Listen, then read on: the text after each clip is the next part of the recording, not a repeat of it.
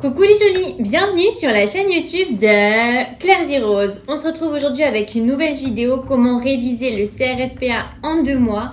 Oui, c'est possible, donc je vais vous donner tous mes conseils parce que moi personnellement je l'ai réussi du premier coup en ayant révisé seulement l'été, donc je n'avais jamais ouvert un manuel de cours de droit des obligues pendant l'année avant, j'avais jamais fait une note de synthèse, je m'y suis vraiment mis début juillet. Alors l'idée de cette vidéo c'est de vous présenter le CRFPA, un peu comment ça fonctionne et mes conseils pratiques pour réussir le CRFPA en révisant seulement 2 mois. Alors moi j'ai eu le CRFPA du premier coup, je l'ai passé après mon M2, j'avais fait un master 2 en droit des affaires, le DJCE. Et pour me présenter, pour ceux qui ne me connaissent pas, je suis Claire Vie Rose. Je suis une ancienne avocate d'affaires, j'ai été avocate fiscaliste pendant 2 ans dans un grand cabinet à Paris et je suis aujourd'hui créatrice de contenu sur les réseaux sociaux sous le pseudo Claire Vie Rose. Donc vous pouvez me retrouver sur Instagram, TikTok et sur YouTube. Je publie une vidéo tous les samedis matins dédiée aux études de droit et à la carrière d'avocat. Alors comment ça se passe le CRFPA? Donc les écrits ont lieu en septembre et les oraux en novembre. Donc ça dure quand même assez longtemps parce que même si vous vous y mettez début juillet, vous allez finalement être dans le CRFPA de juillet à novembre et les résultats sont début décembre. Alors il y a 4 matières, vous avez une épreuve de 5 heures, la note de synthèse, donc c'est une épreuve qu'on n'a jamais fait à la fac avant. Ensuite vous avez une épreuve de 3 heures en droit des obligations, c'est un cas pratique, une épreuve de 3 heures de spécialité. Moi personnellement j'avais pris fiscalité en spécialité. Alors, je sais que c'est déjà trop tard pour choisir les spécialités, mais c'est important de choisir une spécialité que vous aimez. Ne faites pas vraiment de choix stratégiques, prenez une matière que vous aimez parce que c'est vraiment la matière où vous allez pouvoir gagner des points. Moi, personnellement, en fiscalité, j'avais eu 17, c'est ce qui vraiment m'avait permis d'augmenter ma moyenne énormément. Et enfin, vous avez une épreuve de 2 heures de procédure. Donc, vous pouvez prendre procédure civile, procédure administrative, procédure pénale. Alors, sachez d'abord que ça n'a rien à voir avec les partiels à la fac. C'est vraiment un examen qui est totalement différent. C'est un examen vraiment pratique. Donc, l'idée, ça va être vraiment de s'entraîner, je vais revenir après, mais c'est pas un étalage de connaissances comme on peut avoir à la fac, par exemple des interros de cours où il faut vraiment connaître le cours dans les moindres détails, le petit détail, on va vous demander le petit truc. Là ce n'est pas du tout ça, le but c'est vraiment de raisonner, d'utiliser ces codes, je vais revenir aussi après, mais vraiment de raisonner avec un raisonnement pratique, logique et vraiment d'aller à l'essentiel, d'être concis. Donc du coup vraiment c'est un examen où j'ai vu des gens vraiment redoubler plein de fois leurs années à la fac, être vraiment des élèves moyens et réussir du premier coup le CRFPA. Et à l'inverse, j'ai vu des gens qui avaient des super moyennes tout le temps à la fac, voilà, brillants, et rater le CRFPA. Mais pour vous dire que vraiment rien n'est joué, et je trouve que ce qui est génial, c'est que vraiment les compteurs sont remis à zéro, chacun a sa chance.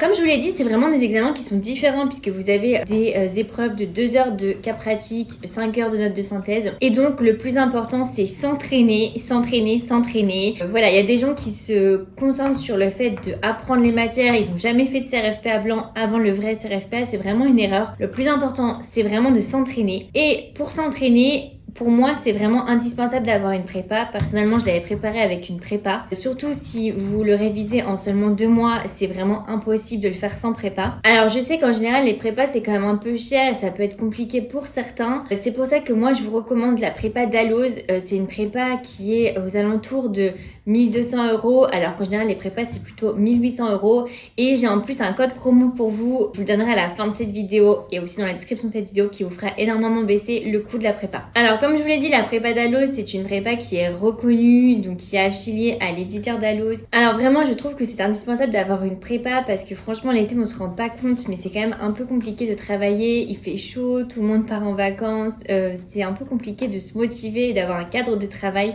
Et je trouve que justement, la prépa, ça vous donne ce cadre de travail puisque vous avez chaque semaine des examens, vous avez des séminaires de correction, vous pouvez discuter directement avec les profs, poser des questions, vous pouvez avoir un entretien aussi avec la directrice de la prépa Dalloz pour vous remotiver. Donc vraiment, ça va vous donner un cadre de travail. Et surtout, le plus important, c'est que vous n'avez même pas à réfléchir. Vous avez les plaquettes de cours, vous avez les examens, vous n'avez pas besoin de récupérer tous les cours, récupérer les manuels. Tout est là, vous avez juste à travailler et à rendre les examens chaque semaine. Vous avez aussi un planning. Alors ce qui est génial, c'est qu'avec la prépa Dalloz, justement, vous avez un planning personnalisé. Ça veut dire que si vous commencez par exemple dès maintenant, en fait vous allez avoir 3 mois et donc du coup vous allez avoir un planning avec des examens à rendre en fonction de vous quand vous commencez. Si vous commencez maintenant, les examens vont être un petit peu plus étalés que si vous commencez le mois prochain par exemple. Alors mon conseil numéro 1, c'est vraiment de s'organiser, donc avoir un planning de révision. Donc comme je vous l'ai dit, avec la prépa d'Alos, vous pourrez avoir un planning personnalisé. Ensuite, le plus important, c'est vous de vous connaître. Par exemple, si vous êtes plutôt du matin, plutôt du soir. On me demande souvent combien d'heures de révision je faisais. Moi, je révisais en général de 9h30, 10h du matin à 19h, jamais après 19h, parce que en général le soir, j'arrive plus à assimiler. Après, il faut savoir que moi, quand je révise, je suis quelqu'un qui est très concentré, donc je suis pas sur mon téléphone, je suis pas en train de faire des pauses tout le temps, mais c'est ce qui me permettait après d'avoir mes soirées pour vraiment déconnecter. C'est important aussi de commencer plutôt lentement en juillet et d'intensifier. Moi, ce qu'on m'avait dit, c'est que le CRFPA, c'est un marathon. Et c'est vrai, vous allez voir, ça dure quand même longtemps. Donc, il faut quand même ménager et garder ses forces. Le plus important, c'est d'apprendre. Donc, vraiment, ne vous dispersez pas. Vous apprenez et vous faites les examens chaque semaine. C'est ce que je trouve génial avec la prépa d'Alos. Et c'est pour ça que moi, je la recommande. Parce que vous n'avez pas de cours d'amphi. Donc, vous n'allez pas chaque semaine avoir des cours droit d'obligation, des cours de votre spécialité. Parce que finalement, si vous avez des cours chaque semaine, ça vous prend énormément de temps. Je connais des gens comme ça qui ont suivi des prépas. En fait, ils étaient tout le temps en cours. Après, ils n'avaient plus le temps d'apprendre. Donc, avec la prépa d'Alos, vous avez tous les supports. Vous avez les examens chaque semaine et vous avez les corrections des examens. Et aussi, vous avez des séminaires d'actualité. Donc, ça va plus être des points précis. Par exemple, des difficultés techniques, des jurisprudences qui viennent de tomber, qui peuvent peut-être tomber à l'examen. Ça va être plus, on va sniper en fait les choses importantes. Et donc, vous, quand vous serez en cours, ça sera vraiment du temps qui va être hyper rentabilisé. Alors, deuxième conseil, c'est s'entraîner. J'ai pas arrêté de le dire, mais vraiment, faites les examens, rendez-les. Et justement, grâce à la prépa, vous allez pouvoir être corrigé parce que c'est difficile quand même de se noter soi-même. On ne sait pas vraiment ce qu'on vaut. Donc, vous allez avoir des galops toutes les semaines, des entraînements toutes les semaines. Les galops sont ensuite corrigés. Donc, vous rendez vos copies, vous avez une correction avec une note. Et ensuite, vous avez un séminaire de correction où on vous explique un petit peu ce qu'il fallait répondre, le pourquoi du comment. Vous avez une copie type en fait qu'il aurait fallu rendre. Le plus important, je pense vraiment, c'est vraiment de faire des examens toutes les semaines. Pourquoi? Parce que sachez qu'en général, ce qui tombe au CRFPA, c'est souvent des sujets qui sont déjà tombés dans les examens ou alors il y a des questions qui sont très similaires et plus on s'entraîne, plus on a de chances de tomber justement sur les questions qui vont tomber le vrai jour et surtout ça va vous donner énormément de réflexes. Vraiment chaque semaine faites un CRFPA blanc. C'est ce que je faisais et le plus important c'est de s'entraîner. C'est ce qui fait que moi franchement le jour de l'examen, j'ai eu l'impression que c'était un énième CRFPA blanc. Et donc en fait chaque semaine apprenez bien le cours en rapport avec l'examen. C'est ce qui fait qu'en fait à la fin vous allez apprendre tout le programme de cours, vous allez tout balayer. Et surtout ce qui est génial c'est qu'avec la prépa d'Alos vous avez une équipe qui est à l'écoute et c'est une prépa qui se dit familiale puisque vous avez en moyenne 150 étudiants par promo l'été. Et par exemple, les classes, les séminaires de correction, vous avez 10-20 personnes qui assistent à la classe. Donc c'est vraiment très facile de poser des questions puisque vous êtes en effectif très réduit. Vous n'êtes pas un numéro, vous pouvez très facilement poser les questions, comprendre pourquoi vous avez raté. Comme je vous l'ai dit, c'est un examen qui est différent. Donc c'est pas comme à la fac où il fallait tout apprendre, ensuite tout recracher son par cœur. Là, ça n'a rien à voir, il faut vraiment avoir des réflexes. Et surtout, entraînez-vous en conditions réelles. Alors ça, c'est super important. Vous respectez bien le temps. Voilà, vous pouvez le faire chez vous. Vous pouvez aller dans une BU si vous préférez. Mais faites-le vraiment en conditions réelles. Vous mettez un chrono. Vous faites le temps, pas plus. Vous n'allez pas aux toilettes. Vous ne regardez pas votre téléphone. Surtout, vous ne regardez pas les cours. Parce que moi, j'ai vu des gens faire les examens et en fait être en train de recopier le cours.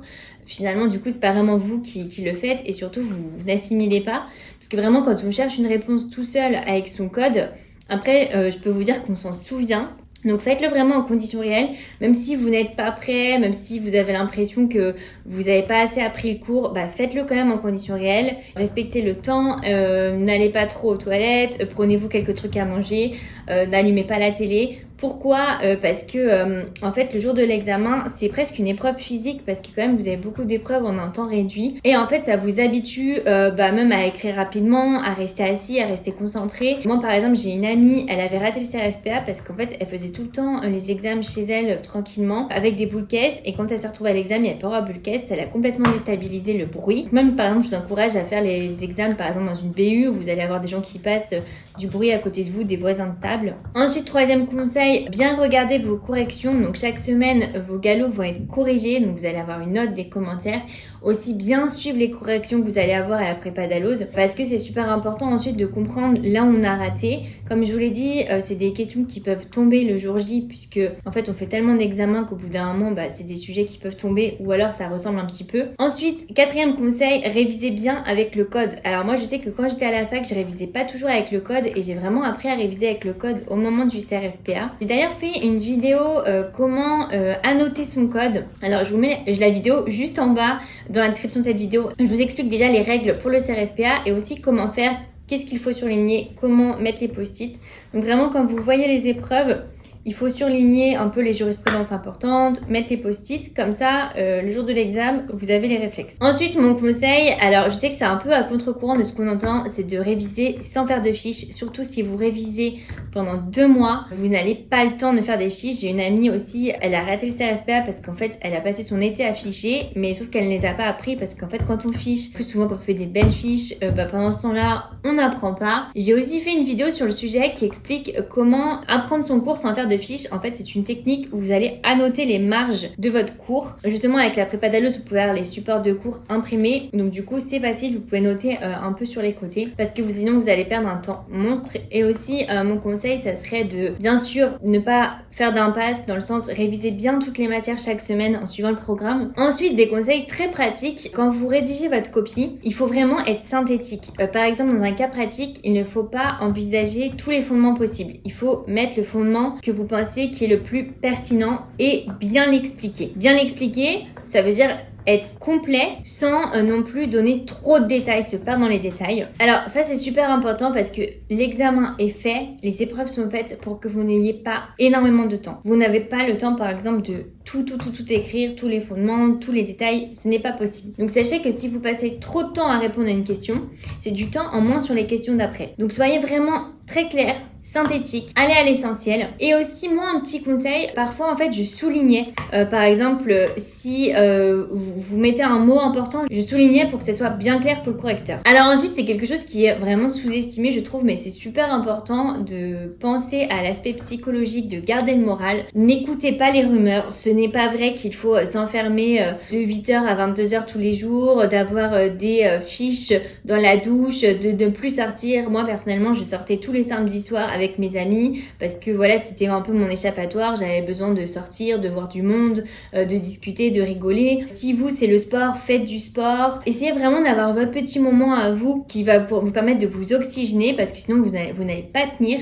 C'est important d'arriver en forme aux épreuves. Aussi si vous avez besoin de dormir, moi par exemple j'ai quelqu'un qui dort beaucoup, donc je m'arrêtais de réviser à partir de 19h parce que j'avais besoin de me changer les idées et pour bien dormir, je peux pas réviser très tard. C'est super important de faire attention à votre bien-être mental et c'est pour ça aussi que je trouve que c'est génial d'avoir la prépa parce que par exemple avec la prépa d'Alloz, vous avez un groupe Facebook par promo, donc toutes les personnes qui vont suivre la prépa cet été, elles vont être dans un groupe Facebook, donc vous pouvez vous envoyer des messages, poser des questions, vous soutenir, pourquoi pas trouver des gens qui vont aller réviser avec vous. Vous pouvez aussi avoir, je sais pas si vous avez des amis à la fac qui passent le CRFPA en même temps que vous, faites-vous un petit groupe où vous pouvez vous envoyer des questions, vous aider, vous remonter le moral. Aussi n'hésitez pas à le dire à vos proches parce que moi par exemple je viens pas d'une famille en droit, mes parents ils comprenaient pas très bien en fait à quel point c'était difficile et puis qu'il fallait aussi pas trop me solliciter pour faire autre chose, par exemple ne pas me proposer des sorties alors que je travaillais.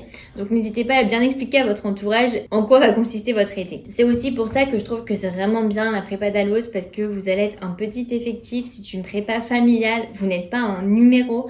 C'est aussi moins stressant parce que dans les grosses prépas à Paris, quand vous le faites sur place ou même en ligne, vous avez des amphis énormes et vous vous dites oh là là, tous ces gens vont passer le CRFPA, c'est un peu stressant.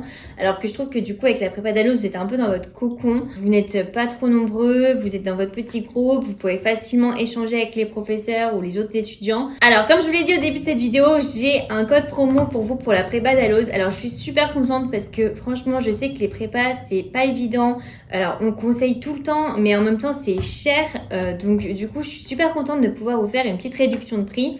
Alors sachez que avec le code Clairvy 5, vous avez moins 5% sur toutes les offres d'Alloz. Donc toutes les offres qui sont sur le site, vous avez en plus moins 5% avec le code Clairvy 5. Même sur les offres soldées, donc c'est-à-dire que toutes les prépas qui sont en ce moment soldées sur le site internet, vous avez en plus moins 5% avec le code Clairvy 5. Et donc pour vous donner une idée, la prépa en ligne d'Alloz, elle est au prix initial de 1220 €. Alors pour vous donner une idée, c'est quand même déjà pas très cher parce qu'en général les grosses prépas, c'est plutôt dans les 1800 €. Et il y a actuellement en ligne sur le site moins 10%, donc ça passe la prépa à 1098 €. Et avec le code Clairvy 5, vous avez en plus moins 5%, donc ça vous passe la prépa à 1043 €. Franchement, c'est vraiment pas cher pour une prépa de qualité qui va vraiment vous donner un cadre de travail. Et c'est vrai que je l'ai pas dit au début de la vidéo, mais le CRFPA, vous avez que 3 chances de le passer. Vous ne pouvez pas le passer plus de 3 fois. Donc je pense que c'est vraiment important de prendre une prépa et de mettre toutes les chances de son côté pour réussir. Voilà, c'est la fin de cette vidéo. Alors, comme d'habitude, si vous avez des questions, vous pouvez mettre un petit commentaire, j'y répondrai. Les questions sur comment ça se passe le CRFPA, quels conseils sur la prépa d'Alloz en particulier. Aussi, si vous passez le CRFPA, mettez-moi un petit pouce, comme ça on formera un groupe de soutien entre nous. Et aussi, si vous voulez aller voir, j'ai fait des vidéos, donc comment réviser sans fiche, comment réviser avec le code, comment préparer son code. Aussi, j'ai des vidéos sur après les oraux du CRFPA et comment ça se passe l'école d'avocat. Je vous mets toutes les vidéos dans la description de cette vidéo et abonnez-vous, ça encourage toujours mes vidéos et ma chaîne YouTube.